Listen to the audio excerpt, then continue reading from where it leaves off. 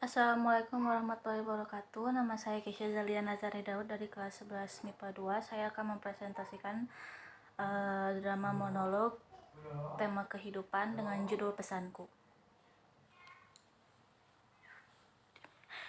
Ini udah mulai belum?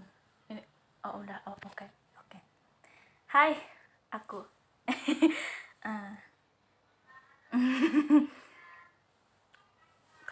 kaku banget.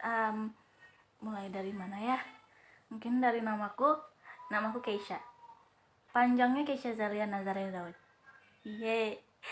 Halo, aku di masa depan.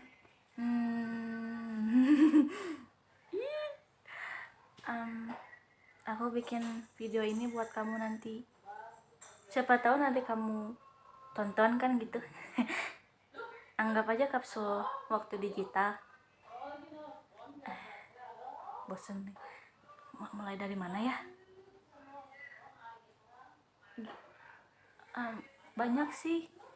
Banyak yang ingin aku bicarakan. Mulai dari usia, pekerjaan, statusku.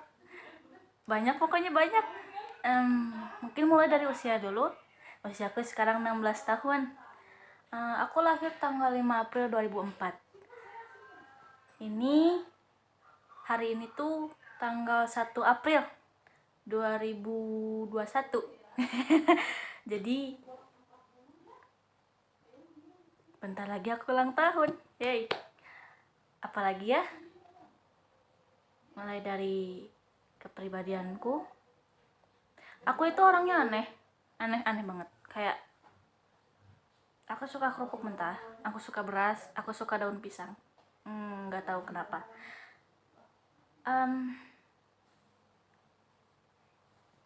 Apalagi ya? Enggak kok, aku nggak akan ngomong hal yang aneh-aneh. Cuman aku memang aneh. Aku nggak bisa membenci. Aku nggak bisa marah. Walau aku udah coba, aku nggak bisa marah. Aku kesulitan marah. Aku kesulitan benci sama orang. Karena aku sayang manusia. Kenapa bisa begitu ya? Mungkin kita mulai dari awal. Aku berpikir semua manusia itu sama. Di kehidupan ini kan, di dunia ini kan banyak jenis kehidupan. Ada manusia, hewan, dan tumbuhan. Aku sayang semua, tapi aku lebih memfokuskan diri ke manusia. Soalnya aku juga manusia. Terus aku berpikir manusia itu unik.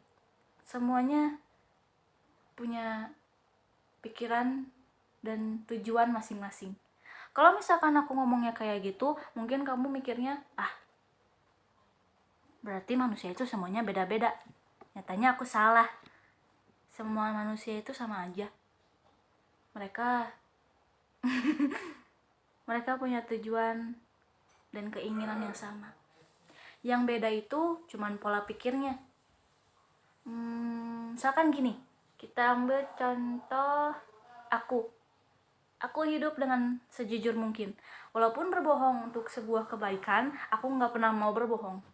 Soalnya berbohong dengan cuman karena ingin menutupi sesuatu yang buruk atau melindungi seseorang atau untuk kebaikan, itu kan tetap saja berbohong. Tapi bagi orang lain, berbohong demi kebaikan itu perlu. Di sini adalah salah satu contoh pola pikir yang kubicarakan barusan. Yang lainnya, kita ambil contoh seorang kriminal.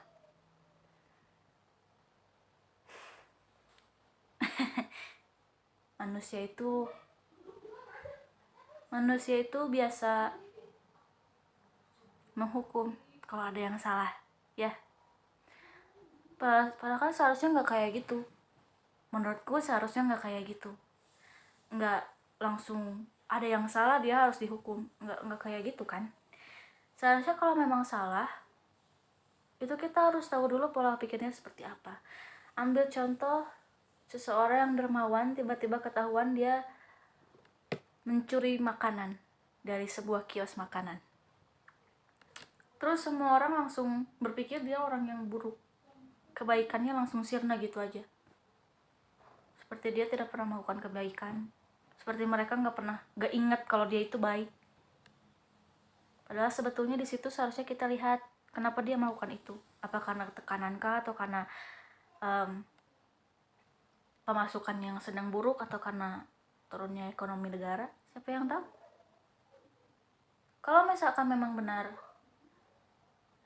kita harus menghukum, kalau misalkan memang benar hukuman itu manjur,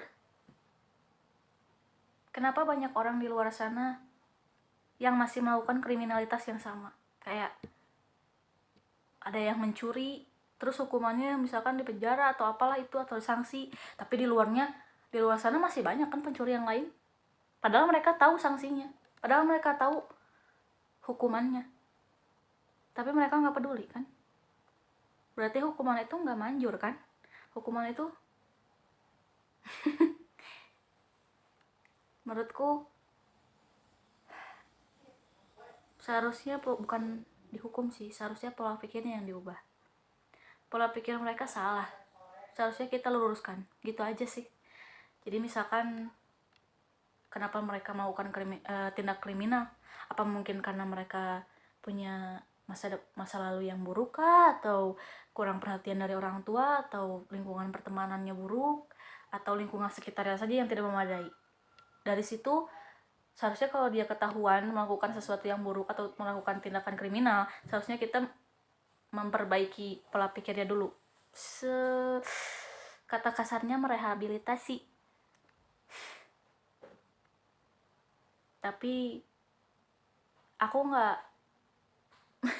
kok, aku nggak kayak yang kamu pikir. Aku nggak berpikir kalau hukuman itu salah. Kalau misalkan memang pola pikir mereka tidak bisa diubah, hukuman adalah solusi terakhir. Maaf, aku gugup, padahal buat diri sendiri di masa depan nanti ya. Lalu apa hubungannya barusan ya? Apa hubungannya pola pikir dengan tujuan dan keinginan manusia ya? Gini, menurutku pola pikir manusia itu memang semuanya berbeda-beda, tapi tujuan dan keinginan mereka sama. Pola pikir mereka berbeda, tapi tujuan dan keinginan mereka sama. Oh maaf, malah diulang ya. Maaf. Misalnya gini, tujuan mereka itu untuk meraih ambisi dan cita-cita, sedangkan keinginan mereka itu untuk hidup bahagia. Tapi karena pola pikir mereka berbeda, jadi cara mereka menghadapi kehidupan dan menjalani kehidupan itu berbeda juga. Makanya setiap manusia itu mengambil pesan dari kehidupan berbeda-beda. Mereka punya kehidupan yang berbeda, mereka punya jalan yang berbeda, karena pola pikir mereka berbeda. Tapi keinginan mereka tetap satu. Mereka ingin hidup bahagia. Tujuan mereka tetap satu.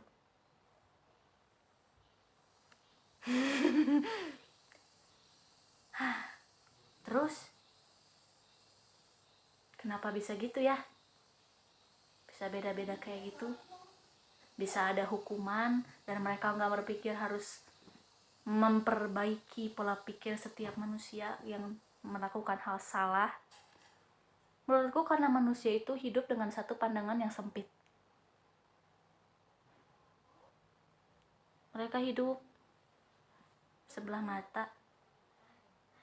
Jika mereka melihat keburukan, maka mereka akan melihat keburukan. Jika mereka melihat kebaikan, maka mereka akan melihat kebaikan. Dari situ, kesananya juga akan seperti itu. Padahal sebetulnya kalau dilihat lagi, mungkin aja ada yang salah. Mungkin aja yang buruk itu nggak selalu buruk. Yang baik itu nggak selalu baik. Aku pernah dapat teman yang baik di depan, buruk di dalam. Itu salah satu contohnya.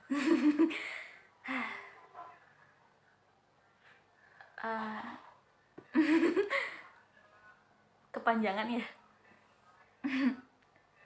Aku satu lagi. Aku merekam video ini buat aku di masa depan nanti. Aku pengen tahu gimana aku di masa depan. bakal berpikir seperti apa sama video ini. Apa dia bakal senang atau mungkin aneh karena aku punya pola pikir senaif ini, atau karena aku punya pandangan hidup senaif ini, atau karena aku orang yang senaif ini. Aku pengen tahu. Aku pengen tahu seperti apa masa depanku nanti. Maksudku aku pengen tahu aku di masa depan nanti berpikir seperti apa tentang pesan ini, tentang kapsul digital ini. Udah ya, soalnya kelamaan juga. Kapsul waktu digital pertama sampai di sini dulu ya.